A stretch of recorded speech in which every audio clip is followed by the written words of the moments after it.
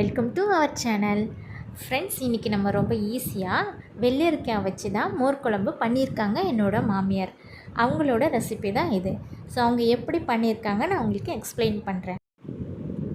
Friends, இதே மெத்தடில் கருணக்கிழங்கும் வெண்பூசணியும் இதே மாதிரி மோர் குழம்புல போட்டு பண்ணலான்னு சொன்னாங்க. இப்போது இந்த கட் பண்ணி வச்சுருக்க வெள்ளரிக்காய் ஒரு பாத்திரத்தில் மாற்றிக்கோங்க. மாற்றிட்டு கொஞ்சோண்டு தேவையான அளவு மஞ்சள் பொடியும் காரத்துக்கு ஏற்ற மாதிரி மிளகு பொடி, தேவையான அளவு உப்பு போட்டு தண்ணி ஊற்றி இதை வேக வச்சுட்டாங்க.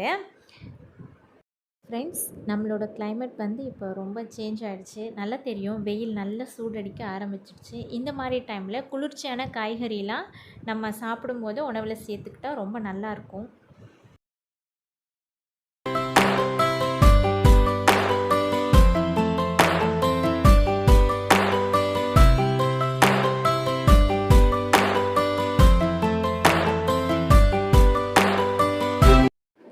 மிக்ஸி ஜாரில் தேங்காய் துருவல் தேவையான அளவு, கொஞ்சம் ஜீரகம், காரத்துக்கு ஏற்ற மாதிரி பச்சை மிளகாய், கொஞ்சம் தயிர், 2 மிளகு, இதை நல்லா எல்லாத்தையும் சேர்த்து நல்லா நைஸாக அரைச்சிக்கிட்டாங்க.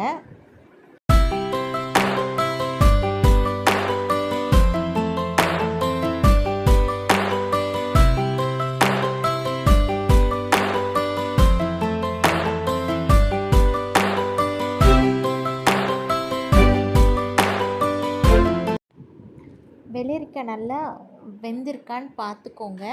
பார்த்துட்டு அரைச்சி வச்ச இந்த தேங்காய் விழுதை அதில் போட்டு நல்லா கலந்துக்கோங்க.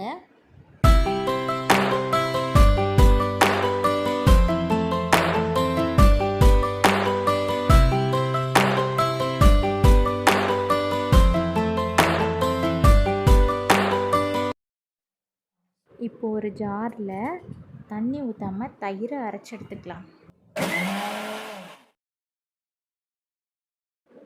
மோரை குழம்புல சேர்த்துக்கலாம். சேர்த்துட்டு கலந்துக்கோங்க.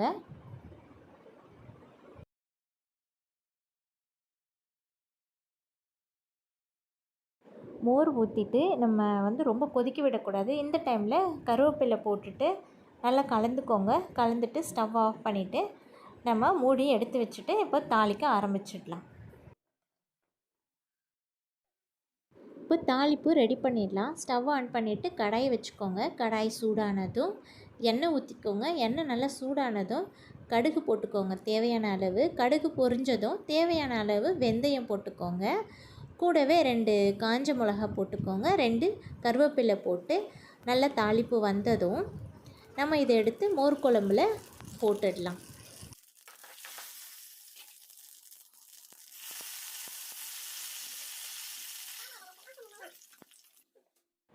ஓகே ஃப்ரெண்ட்ஸ், மோர் குழம்பு ரெடி ஆயாச்சு. நம்ம நெக்ஸ்ட் வீடியோவில் பார்க்கலாம். தேங்க்யூ, பாய் பாய்.